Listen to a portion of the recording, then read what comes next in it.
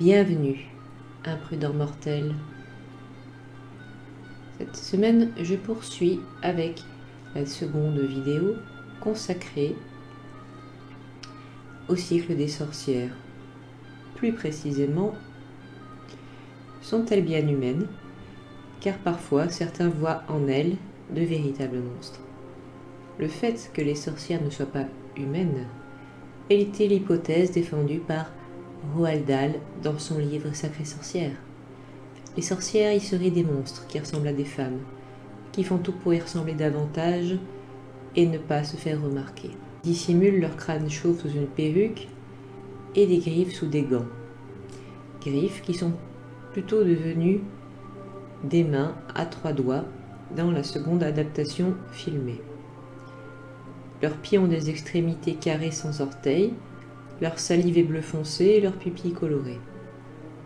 Tout ceci n'a pas grand-chose à voir avec la verrue insensible aux marques de Satan qui était l'unique point physique différent des autres auquel on était censé reconnaître jadis une sorcière.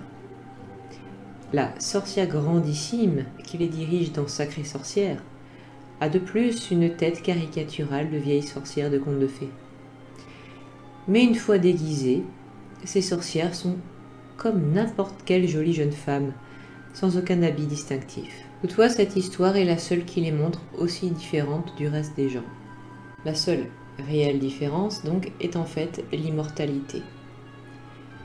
C'est notamment censé être le cas dans Sabrina, apprentie sorcière.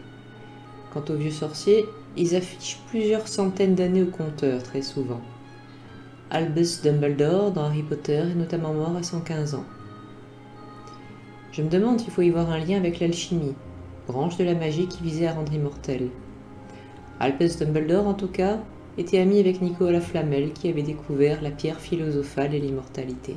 Mais même quand une sorcière a la même longévité que tous les autres, elle peut néanmoins présenter des signes physiques et distinctifs. Dans la trilogie des Charmettes, un roman d'Éric Boissé, les sorcières, qui d'ailleurs sont obligatoirement bienveillantes, sous peine de perdre leur pouvoir, ont toutes un grain de beauté dans le cou, un héritage sans doute lointain de la fameuse marque. Elles sont aussi allergiques aux aliments rouges, ont des yeux qui changent de couleur quand elles sont en colère, ont un décalage avec leurs reflets, font sonner les portiques de détection, brouillent les portables, sont flous sur les photos, bref, beaucoup de signes qui relèvent en fait de la technologie moderne.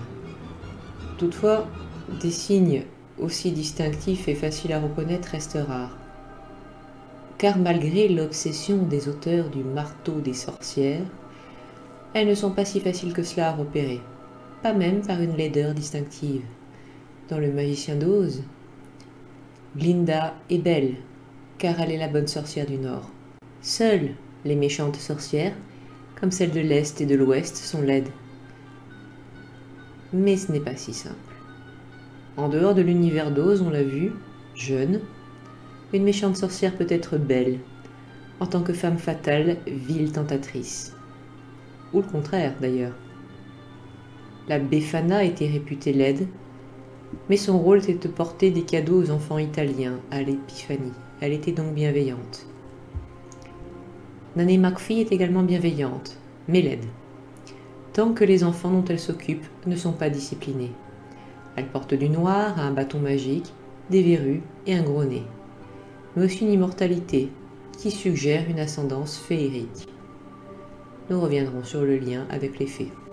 En effet, il est certains personnages qui entretiennent une certaine confusion du grand public pour les êtres capables de magie. Il est des fées noires, les Macrales et les Chorchilles, qui ressemblent aux sorcières malveillantes en tout point, sauf qu'elles sont immortelles, et elles usent de leur balai volant comme d'une baguette magique. Il arrive que dans certaines fêtes populaires belges, une partie de la population se déguise encore comme elles. Non pas en sorcières, mais en Macrales et en Chorchilles qui leur ressemblent comme 2 gouttes d'eau. C'est confus, n'est-ce pas? Même si la seule différence entre eux et la plupart des humains sont leurs pouvoirs, parfois, les sorcières peuvent être tentées de vivre littéralement dans leur propre monde. C'est le cas en tout cas dans les Harry Potter, puisque les sorciers vivent selon leurs propres lois, ou leur propre vocabulaire, et sont totalement en marge de la société au point de ne rien savoir de celle-ci, à commencer par le fonctionnement des appareils électriques. Et si elles ne sont physiologiquement pas si différentes des autres humains, les sorcières peuvent vivre en dehors de ce monde. Pas en marge comme dans Harry Potter, mais carrément dans des dimensions différentes, comme dans les téléfilms Les sorcières d'Halloween. Elles vivent réfugiées avec les autres créatures fantastiques dans la ville d'Halloween et ne peuvent visiter la Terre que tous les 31 octobre, grâce à un portail magique. On nous révèle qu'avec d'autres créatures reléguées à la fantaisie comme les vampires, les fantômes ou les loups-garous, qui avaient eux aussi réellement existé, les sorcières se sont réfugiées dans cette dimension parallèle où l'on cessa de les pourchasser et on finit par conclure qu'elles étaient des êtres qui n'existaient pas vraiment. Dans les Sabrina apprenties sorcières, les sorcières sont donc immortelles et elles vivent également au contact des créatures magiques. Elles possèdent des gadgets fabuleux comme le grille-pain qui sert de boîte à lettres ou le placard par le fond duquel on accède au monde des sorciers qui là encore est parallèle. On n'en serait peut-être pas sorti si Sabrina, la mignonne petite sorcière bienveillante, n'était pas mortelle par sa mère. En conséquent, elle fréquente notre monde. En réalité, les sorcières ont tendance plutôt à se confondre dans la masse. C'était le cas selon les inquisiteurs du moins, qui les voyaient vivre infiltrés parmi eux. Dans ce cas, elles se plient aux mêmes règles et aux mêmes lois, ne portent pas d'habits distinctifs et pour cause. Fut un temps, il valait mieux pour elles passer inaperçues. Elles n'ont même pas non plus de vocabulaire ou de façon spécifique de se saluer, comme le « mes respects » dans Amandine Malaboule, en tout cas dans la deuxième adaptation, sauf par les néo-païens appelés les Wiccans, qui s'apostrophent paraît-il à coups de « soyez bénis ». Dans les œuvres fantastiques, les sorcières vivant infiltrées parmi les humains, et qui sont en fait elles aussi tout à fait humaines, est la règle. Les œuvres qui font exception étant en fait plutôt rares. L'infiltration est même plutôt utile aux sorcières selon Roald Dahl, puisqu'elles sont là pour faire des victimes. Mais je l'ai dit, celles-ci sont non humaines. Si les sorcières sont donc des humaines, à peu près normales, alors d'où vient leur magie? Est-elle en fait innée ou acquise? Eh bien, il n'y a pas de réponse définitive. Dans les œuvres de fiction, la magie est souvent présentée comme héréditaire. C'est une affaire de famille, littéralement, pouvant faire évoluer les sorcières comme une race à part, justement. Elles deviennent des sorcières parce que leur mère et grand-mère l'étaient avant. Les Halliwell dans Charmed, les Spellman dans Sabrina et les Cromwell dans les sorcières d'Halloween sont autant de clans de magiciennes. Les rejetons, s'ils ont été élevés à l'écart de la magie pour leur propre sécurité, peuvent découvrir brusquement leur nature à un âge donné, souvent le même. Sabrina, qui est à demi mortelle, ne développe ses dons qu'à l'âge de 16 ans. C'est également à 16 ans que dans Hocus Pocus 2, la jeune Becca développe ses talents. Les sœurs Sanderson, les antagonistes, ont elles-mêmes su qu'elles étaient concernées par la question quand l'aînée, Winifred, a eu 16 ans. C'est donc l'âge réglementaire dans cet univers. Camryn et Alex, les sœurs jumelles sorcières, avaient 21 ans, autrement dit le jour où elles se retrouvent. Un sorcier du monde de Harry Potter peut ignorer qu'il ou elle en est un, jusqu'à recevoir sa lettre d'admission à Poudlard à l'âge de 11 ans. Dans le roman L'île du crâne et dans le téléfilm Les sorcières d'Halloween, l'initiation d'une sorcière doit commencer à ses 13 ans.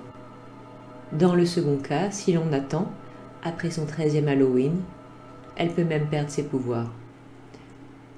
Dans la série Les sorciers de Waverly Place, c'est pire encore. Seul l'un des 3 enfants, Russo, gardera ses pouvoirs à l'âge adulte. Un raccourci scénaristique pour justifier d'un certain suspense cependant. Je ne crois pas que les pouvoirs s'égarent comme un mouchoir de poche. Les talents des sœurs Halliwell ont été mis en sommeil pendant toute leur petite enfance. Elles ne les retrouvent que lorsqu'elles ont déjà plus de 20 ans. Elvira, dans le film du même nom, est adulte quand elle apprend qu'elle est une sorcière à la mort de sa grande-tante dont elle a hérité du grimoire. Et ne parlons même pas des Magical Girls, ces petites filles magiciennes de l'animation japonaise, quand elles le sont par acquisition, c'est-à-dire qu'elles obtiennent un objet magique par lequel transitionnent leur pouvoir, qu'elles obtiennent généralement qu'entre l'âge de 12 et 16 ans. Les clans de sorcières peuvent se retrouver à des sociétés à part entière, comme on l'a dit. La société des humains et ses chasseurs n'aiment guère les sorcières, mais souvent celles-ci le leur rendent bien. D'ailleurs, comment appelle-t-on les non-sorcières? J'ai parlé d'humains au début, mais cela dépend des histoires.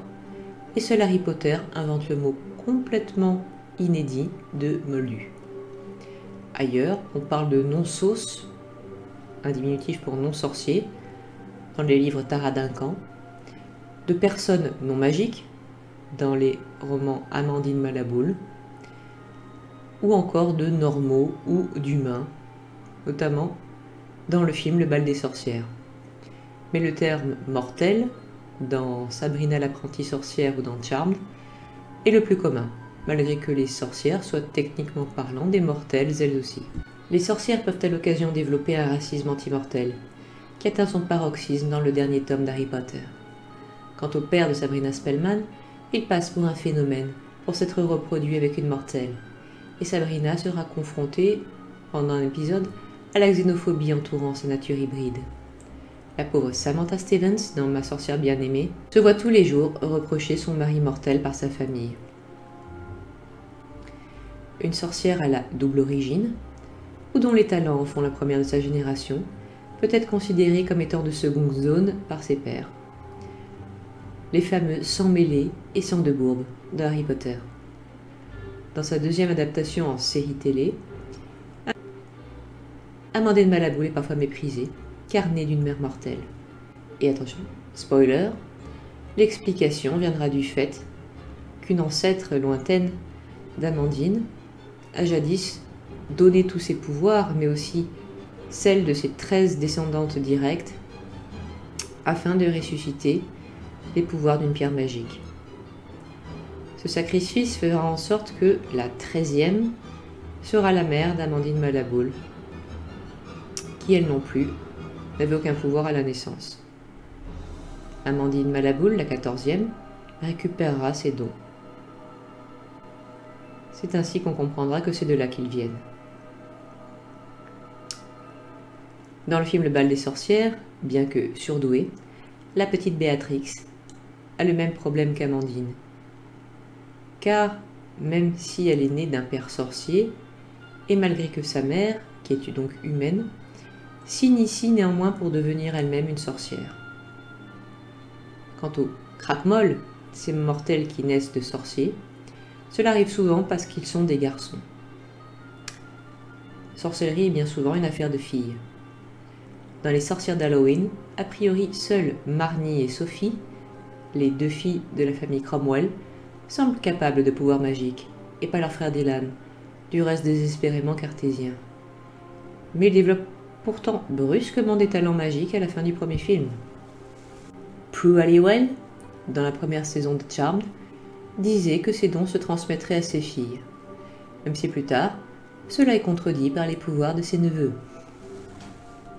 Similairement, le même Roald Dahl, qui a pourtant écrit Sacrée sorcière, laissa entendre que la terrible Grand-Ma, dans le livre La potion magique de Georges Bouillon, est une sorcière, mais qu'elle a des origines bien humaines. Sa fille n'est pas une sorcière, elle, et son petit-fils, Georges Bouillon, prouvera qu'il y a de qui tenir en faisant une potion qui fait grandir.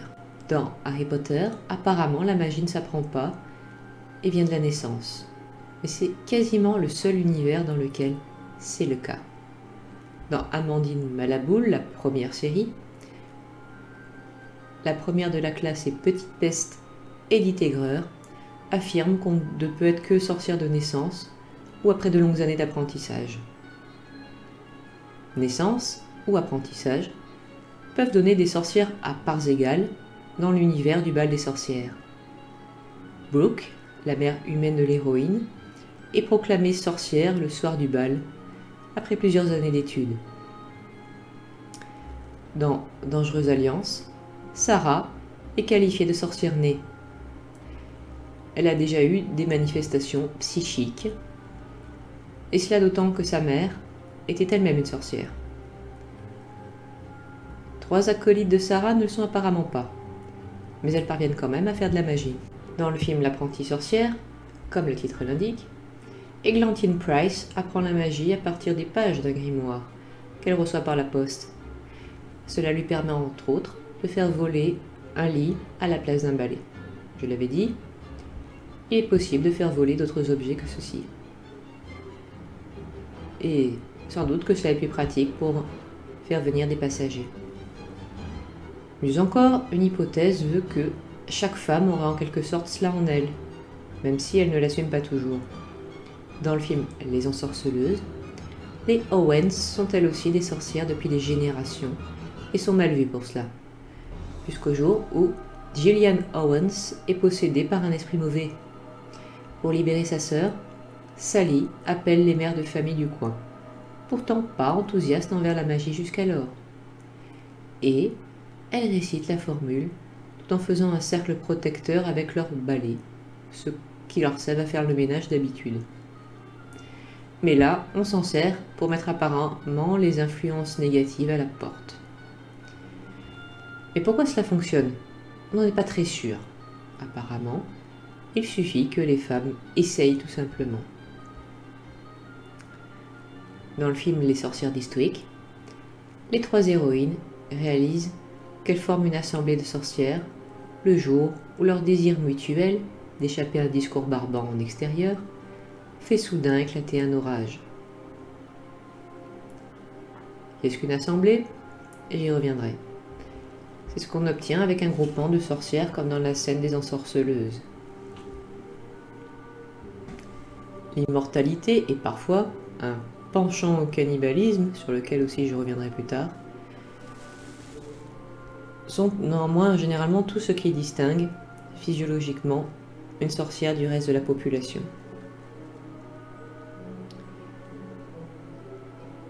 Elles peuvent faire une société à part, rester entre soi dans des familles qui existent depuis des siècles, comme on le voit dans Harry Potter, mais je ne les vois pas former une espèce à part, comme pour Roald Dahl. Je crois aussi fermement que ce n'est pas qu'une affaire de chromosomes. L'apprentissage est au moins aussi représenté que l'accident de la naissance dans la plupart des fictions traitant du sujet. J'espère que cette seconde vidéo vous aura intéressé et vous donne rendez-vous la semaine prochaine. Si vous voulez me soutenir, voyez le lien en description de Utip et Tipeee et le Ko-fi. N'oubliez pas de vous abonner, de mettre un pouce bleu, de commenter, de regarder sous votre lit avant d'éteindre la lumière. Au revoir, un prudent mortel.